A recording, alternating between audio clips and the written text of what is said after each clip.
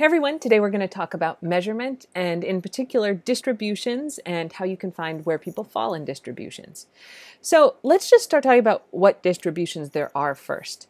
There's probability distributions, and these show the general overall probability of where a specific observation might fall within the expected distribution. So we're going to be talking a lot about the normal distribution, which is this bell curve, but there's lots of other distributions.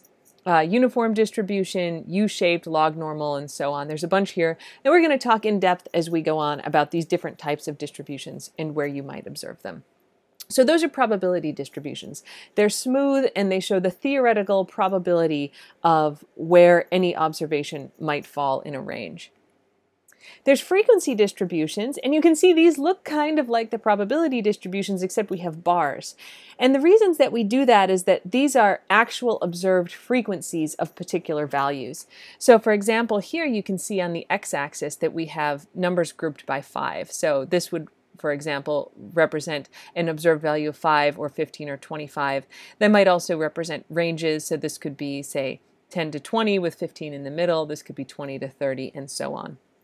Depends how the label, what that represents. And then we have a bar over each one showing the frequency with which we observe each of those values. The same thing down here. We have weights, and you can see different weights listed on the axis. These are clearly representing ranges, and then how many times each of those was observed. So frequency distribution is essentially like the real world values that we observe, and they'll often have similar shapes to probability distributions. In this case, we have normal distributions, bell curves, that could be drawn to essentially fit these values. The graphs that we're looking at here are called histograms. So a histogram is a chart with bars that show the frequency distribution. There's really nice ways to do that in R, which we're going to take a look at. Here's some other distributions that we're going to want to talk about. A Bernoulli distribution essentially has two possible values. So you can take one value, say this bar, which is about 0.2, and that means 20% of the time we observed this value.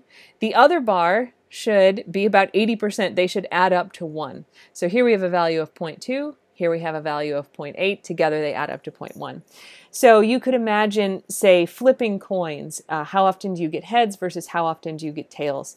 You only need to know one of the values because you can just do 1 minus that value to get the other one. For example, this value is 0.2. 1 minus 0.2 is 0.8, and that gives us this value. So Bernoulli distribution, everything sums up to 1. Next, we have a uniform distribution. These don't look very interesting on graphs because it means that it's the same probability for each outcome. And so you just have a line going across. They all look like this if you draw them out as histograms, but you could imagine, for example, what's the likelihood of rolling a 1 or a 2 or a 3 or a 4 or a 5 or a 6 on a die? There's a uniform distribution. Each one of those is equally likely. And so there's not, say, a bell curve where rolling a 3 is more likely. Each number is equally likely, and so we would expect a uniform distribution of frequency among each of those possible things. A binomial distribution is the sum of outcomes of things that follow a Bernoulli distribution. So, for example, imagine that we're flipping coins. So you can see here we're going to flip n coins, so that's some number of coins. And then we're going to count the number of heads. So here we flipped 1 coin, and how many times do we get 0 heads? 1 time we got 0 heads, and 1 time we got 1. Here we're going to flip 2 coins. How often do we expect to get 0 heads when we flip 2 coins? How often do we expect to get 1? And how often do we expect to get 2? And you can think about how these work out. Right, if we're flipping 2 coins, there's 4 possible outcomes. They could both come out tails. They could both come out heads. Coin 1 could be heads and coin 2 could be tails, or coin 1 could be tails and coin 2 could be heads. So one of those possibilities, if they both come up tails, we get 0 heads, so we have 1. One of those possibilities, they both come up heads, but in 2 configurations, we get 1 head. If it can show up on coin 1, where the other one is tails, or it shows up on coin 2, and the other one is tails. You can see that here too. If we flip 1 coin, it's either going to come up heads, One possibility is that it comes up heads. The other possibility is that it comes up tails. So we're looking at all the possibilities that could actually come out. If we flip 3 coins, all of them could come up tails. So there's one possibility that we get no heads. All of them could come up heads. So there's one possibility that we get 3 heads. There's 3 scenarios where we get 1 head coming up. One of the coins is head and the other 2 are tails. And then there's one case where 2 heads come up, where one of the coins is tails and the other 2 are heads. And you can work out all of those possible combinations if you want. Here we see the distribution for 4 coins. Here we see the distribution for 5. And what you see as these numbers increase is that we start getting things that look more and more like bell curves. And here we're talking about flipping n coins, but you could also talk about flipping 1 coin n number of times. So if we flip a coin 100 times, then our x-axis down here would have 0 to 100. How many times do we expect to get 0 heads, 1 head, 2 heads, all the way up to 100 heads? And what you'll find is that getting 50 heads is really common, as is getting 49 heads or 51 heads, but getting 0 heads if you flip a coin 100 times is really unlikely. And if you actually map that out, if we do that, you will get something that looks a lot like a bell curve. So a binomial distribution uses observations of things that just come out one way or another, but you look at it over repeated trials, and then you get a distribution of the frequency with which certain observations are likely to occur. A Poisson distribution is the number of questions in an online forum each minute, or the number of packets that arrive at routers. This is essentially a normal distribution, but it's of observed values. So similar to what we were looking at before, where we had a kind of theoretical distribution and observed distribution, here a Poisson distribution is what we observe. It's going to look a lot like a normal distribution. In the chart that we're looking at here, we're looking at height along the x-axis. So this is short people down here, tall people over here. How often do we observe those? There's going to be a few really short guys at this end, some of shorter but close to normal or average height here, a lot of guys right around the middle of average height, and then some really tall guys out on the end. And then finally we get the normal distribution. This is essentially a theoretical distribution of how a particular value is likely to occur. We're not talking about actual observations here. This is sort of in theory. If we know the mean and the standard deviation, we can draw theoretically how likely we are to expect certain values. When you observe that, they're going to come really close to this, but it's discrete the number of observations that you have, and so there's going to be a little bit of variation. But you'll see this bell curve, that's the normal distribution, and if you have a Poisson distribution or if you have a normal-looking binomial distribution, it's perfectly fine to call it a normal distribution as well. Okay, so let's talk about central tendencies. That's a term that you often hear in statistics, and it basically talks about how we figure out where the middle of a list of observations is. So here you can see we have a bunch of numbers that we've observed. They're sorted in order, which you want to do when you're trying to figure out central tendencies. And then there's a few different statistics that you can come up with that will measure where the middle is. The one you're probably most familiar with is the mean or the average. In that case, we count all the observations. So in this case, there's 29. And then we add them all up. If you add those numbers, they come to 197. And then you take the sum of all the observations, divide it by the number of observations, and then you get the average, 6.8. And that's what we would measure as the middle if you're using the mean. It's good to use that when you have continuous values, and it sort of makes sense that you want kind of what do they average out to. Other possibilities include the median, which is the middle value. So here we have 29 observations. The 6 that this is pointing at, there's 14 observations below it and 14 observations above it. That can be useful if you have a big skew in your data. So for example, if we were to change that last number from 25 to 100 million, our mean would be really big, right? It would be way up in the millions, but that wouldn't actually reflect the data very well because all the numbers are pretty small except for that 100 million statistic, which ends up way out at one end. And so the median, the middle value, would stay the same. And that can be a much more indicative value of kind of where the middle of our observations are. And then there's also the mode. That's the most common value that shows up. So in this case, if you take a look, the number 8 appears 4 times, and so 8 is the most common value, and that would be the mode. That can be useful if you're observing generally non-continuous values. So income would be a bad one because everybody's income is slightly different, and so the frequency with which a number comes up isn't that important. But if you're measuring things like hair color or eye color, mode can be really useful. In fact, it's the only central tendency that makes sense if you have nominal data, right? Non-numeric data. So if you're looking at how often were different types of candy bars purchased in a store, the mean doesn't even make sense. It's non-numeric data. You just have how many Reese's Pieces were bought and how many Snickers were bought and so on. So the average doesn't really make sense. That doesn't give you the middle. The median kind of doesn't make sense, but which candy bar was bought the most, that would be the mode, and that kind of gives you an insight of what the middle ground is.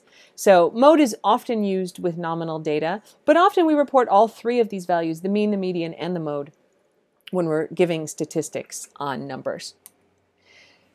To compute the mean, I just want to add in this little formula because you're going to start seeing these. We won't use them too much in class because we're going to know what these statistics are. We're not going to be computing them by hand.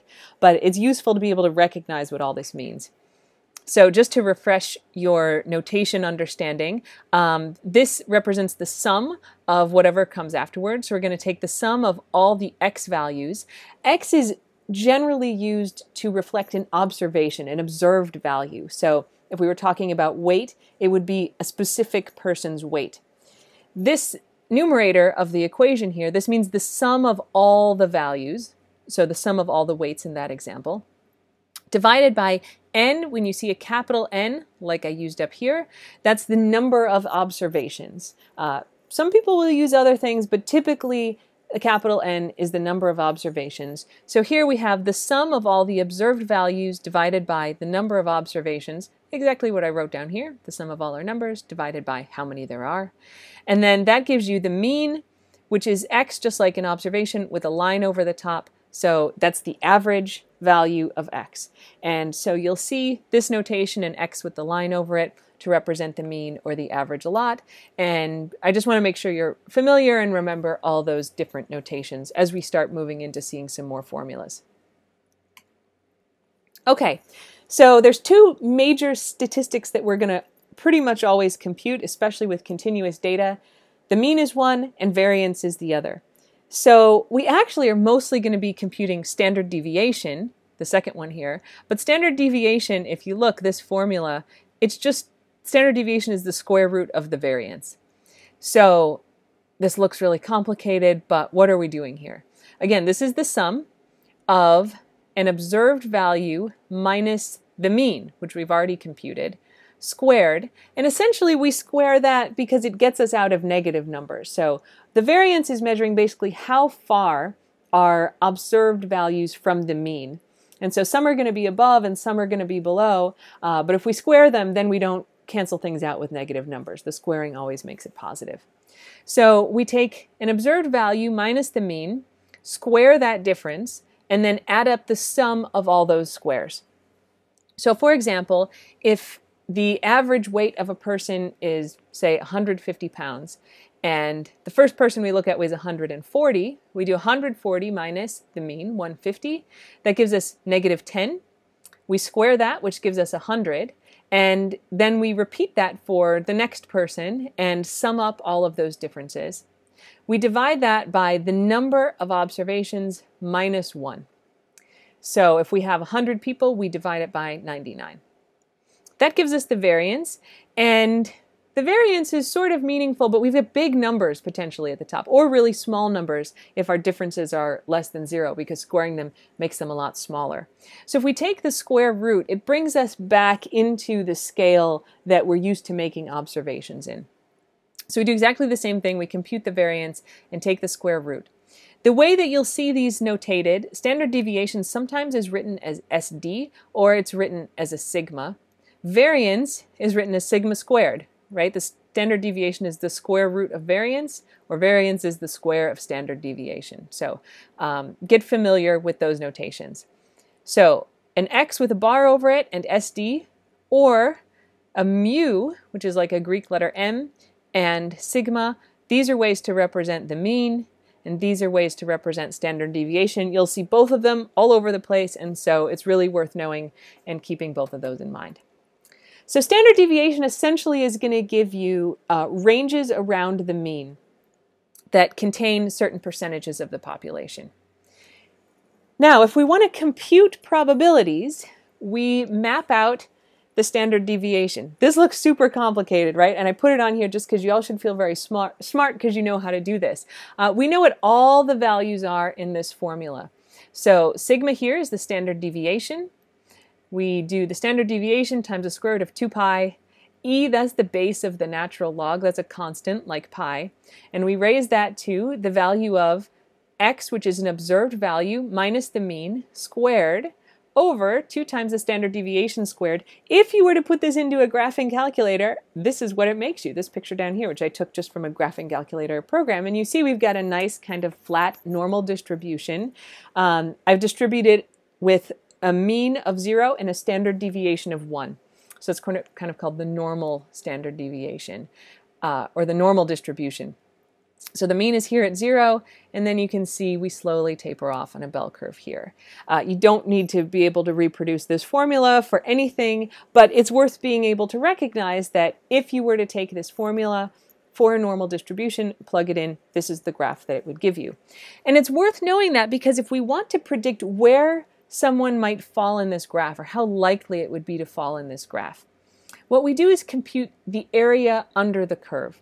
So here, we've got this nice little curve, and if we look at all the space between the x-axis here and the top of that curve, if we were to fill that all in, it would sum up to 100% of the population.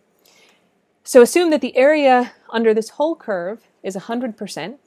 If I want to find out how likely is it that I score a 0 or below, then I can figure out the area under the curve here from 0 down to the end. And so if we assume that the whole area is 1, well, I know the mean is right in the middle, right? We've got a perfectly equally distributed graph here. And so if I just cut it off in the middle and look at what percentage of the area is below this here, the value of 0, well, it's going to be half. And that makes sense, right? If we have a nice normal distribution, equal weight on both sides, it makes sense that if my value is the mean, that there's a 50-50 chance that I'm going to fall below the mean. Let's say I want to know what's the chance that my score in whatever this is 2 or higher.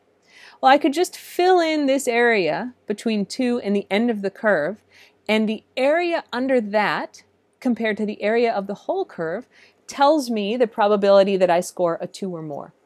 You could do it the other way. You could fill in everything from 2 down and compute how much area is that versus the area under the whole curve, and that would tell me the likelihood that I get a score of 2 or less. If you're struggling with that, think about, instead of having a nice smooth curve, just putting a bar in each of these little segments, or you could do it, a little more fine-grained in each block, like on the graph paper here. And essentially, you're counting the area of those bars. Now, that would be easy to do because the bars would be squares or rectangles, and we know how to compute that, from geometry class. Doing it under the area of a curve requires some really funky calculus and integrals, and they're ugly and terrible. And fortunately, we don't actually have to do that. But it's important to understand that the reason that we want to know the formula for curves and then the areas under those curves is that they allow us to say the probability of something. So instead of doing a bunch of integrals and crazy calculus, we're going to look at how to do all of this in R. So let's start. We're going to actually load up a data file here. So I'm going to pick the file, put a header as true, and I'm going to load this population midterm scores file. So what we can see is that we have just a list of students and their scores on the midterm. Okay, so let's bring this up to a new screen here. Now I want to save that in a data file, so I'm going to call this midterm, and then we're going to read that file in.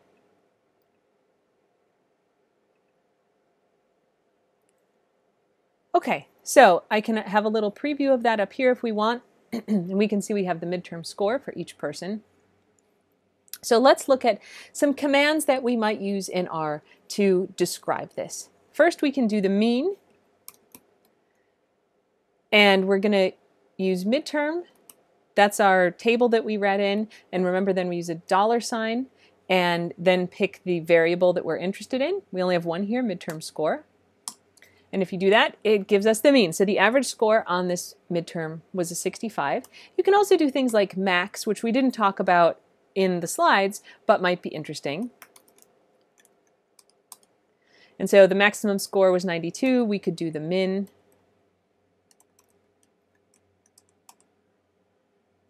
Oh, I have a typo there. Okay, and then that gives us the minimum score. So what else might we want to find out? We can do the median.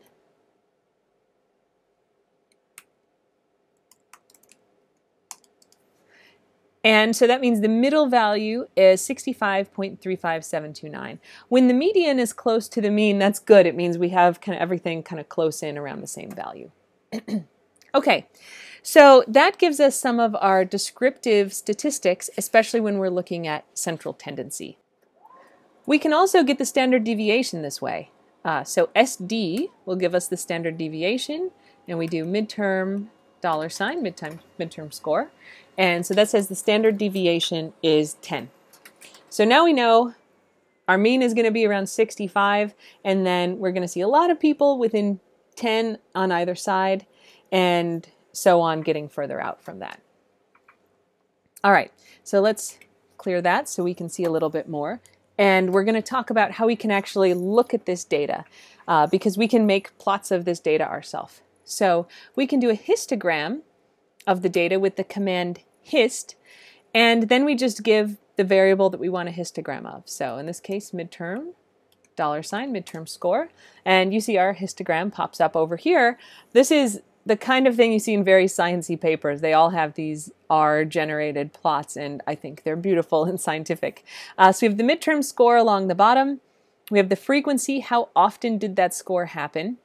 And you can see we have numbers here, but this is really giving us ranges, right? So we have 45, and here we've got 50. So this is really from 40 to 45. How many observations did we have? From 45 to 50, how many scores fell in that range? From 50 to 55, how many fell in that range? And so on. And we see we get a nice kind of bell-shaped curve that would fit over this. It's not perfect, but when you have a finite set of data, it's not unusual that you're going to have, for example, this bar is a little bit lower, right? We have a steeper drop off there. So that's hist. That'll give you a nice histogram of your data. There's other ways that we can plot things. So QQ norm is one. Okay, so we need to know what that means. So QQ is a quantile plot. And so you may be familiar with percentiles, right, from class. So if you're in the 99th percentile, it means you're above 99% of all other people. We often will talk about quartiles, right? We talked about those in the first class. So what's the first 25%? That's the first quartile, the second 25%, and so on. So quantiles are just some way of dividing the population up into those percentages. So you could have 10% going 10, 20, 30, 40, 50, and so on. So you have a theoretical quantile along the bottom that matches some expected distribution. So in this case, if we have a normal distribution, it would show us the percentage of the population we expect to show up in the first quantile, the second quantile, the third quantile, so on. And you can pick how many you want. So you could have 10 quantiles, you could have 4. If you were doing quartiles, you could have 100. That's on the x-axis. The y-axis plots the actual observed values in each quantile. And if it works out that your data matches the theoretical distribution, you'll have a perfect 45-degree line that goes mapping your observation to the theoretical data. What you're going to get probably is something close to that if it works out that your data matches that distribution. So here we're using QQ norm. So that's a quantile-quantile plot when we expect a normal distribution. And again, we just give the variable that we're interested in. So midterm, $midterm score. And here's our plot. So here we have theoretical quantiles from -3, that's 3 standard deviations below the mean, 0 at the mean, 1, 2, 3 standard deviations above the mean. And then here's our sample quantiles, so observations that we have starting from 40 to 90. Remember, that's about the range of scores on the test. The mean is 65, which maps out right about to match up with 0 here. And then we have a circle for each observed value. We place that observed value in the proper quantile, its distribution around the mean on the sample, and then we map that to where it might map out in these theoretical quantiles, and we have this nice 45-degree line, so it shows that our data pretty much follows a standard distribution. Now, QQ norm works for normal distributions. There are other variations of this, and there's a generic QQ plot where you can offer different types of distributions. So you could look at a uniform distribution, a chi-squared distribution, and so on, and use the same kind of idea to check for this straight 45-degree line that would suggest that your data matches that expected distribution. We'll get to those when those distributions are important to us, but for now we're just going to stick with QQ norm. So let's come back to the question that we ended the slides with, which is, how do we find the probability that you get a particular value in a distribution like this? So we need to know the mean and the standard deviation. And if we do that, we can find anything we want. So for example, we were talking in that normal distribution, standard distribution with a mean of 0 and a standard deviation of 1. How likely is it that we score a 2 or above or a 2 or below? So we're going to use this function in R called P norm, and we're going to give it the value that we're interested in. So in this case, we're interested in a value of 2. And then we specify the mean. In this case, it's equal to 0. The standard deviation is equal to 1. And then we have this value lower dot tail.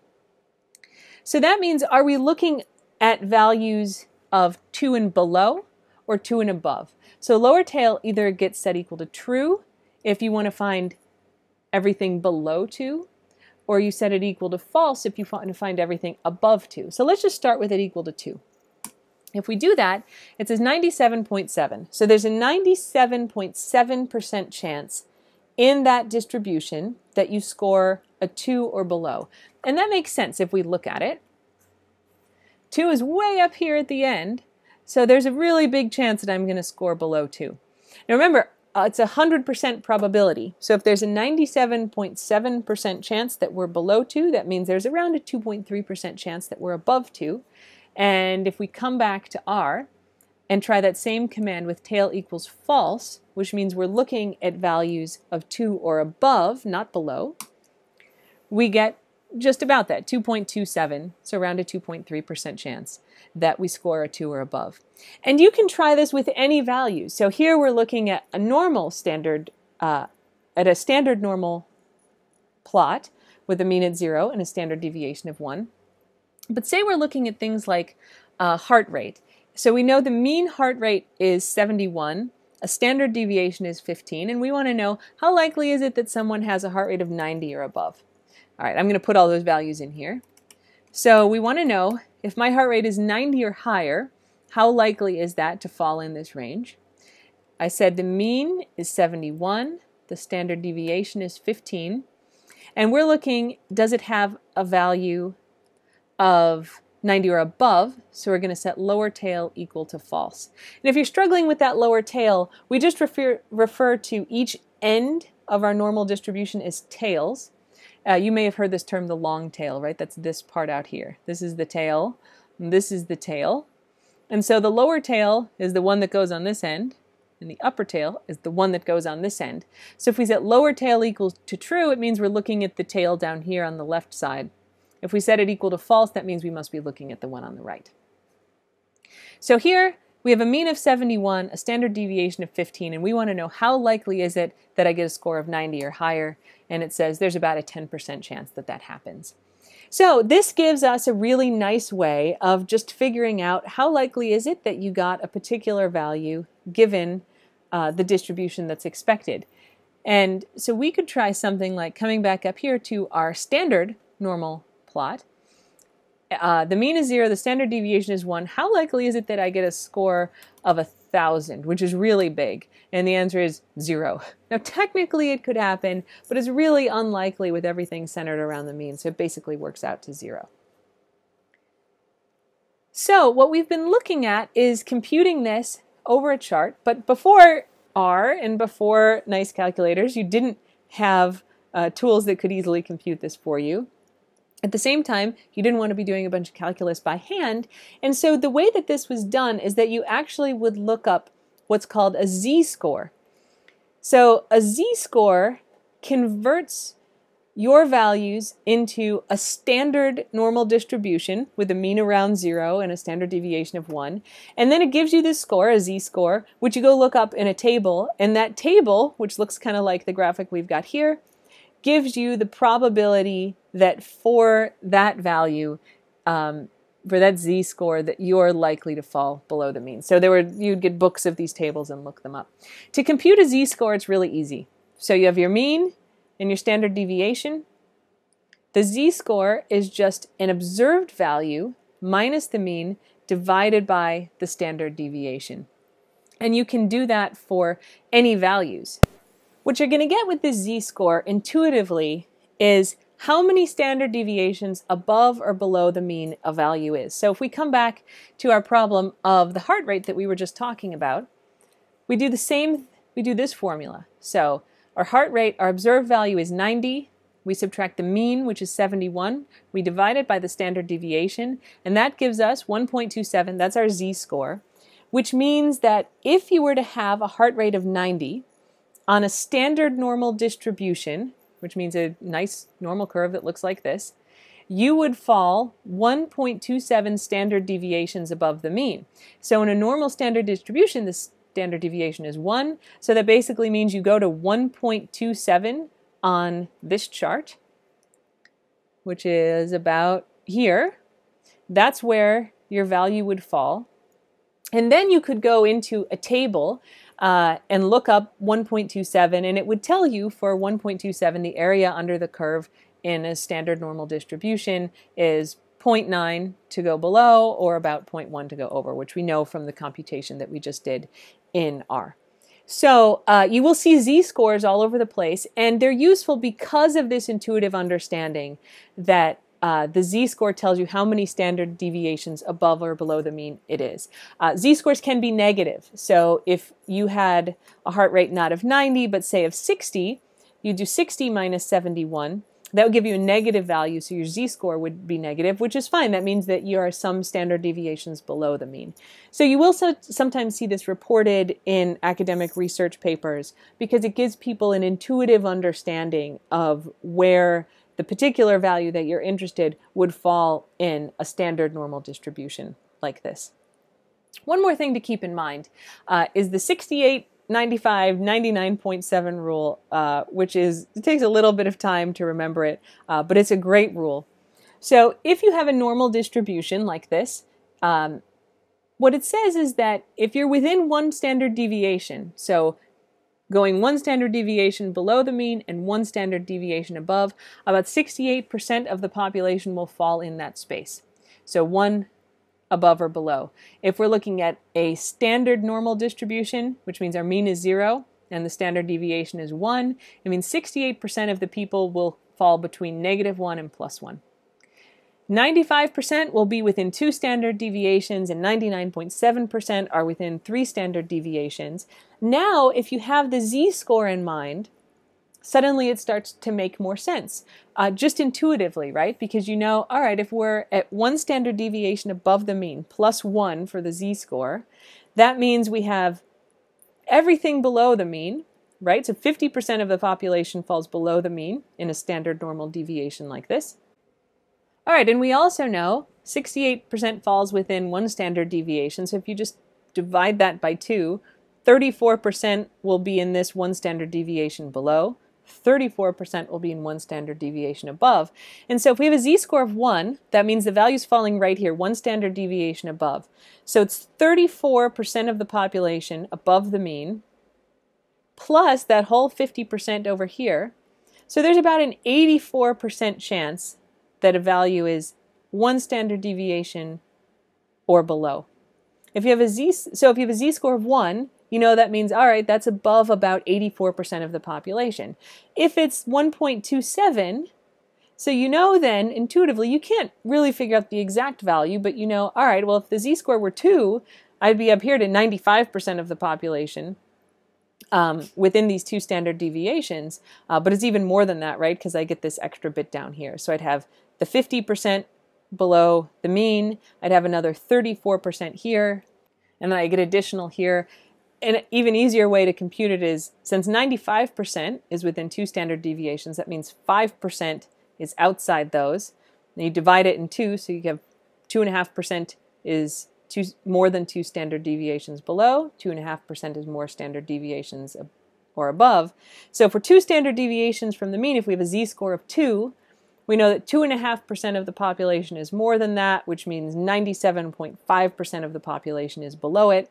And if you get something like 1.25 or 1.27, you go, all right, well, I know it's between whatever, 85 to 97%, but it's closer to the low end, so it's maybe around 90, which works out right. And the idea is not that you use this intuition to come up with exact scores, but if you get a z-score, and you can remember the 68, 95, 97 rule, you get a very good sense of exactly where it would fall in this plot and what percentage of people would be above and below that value.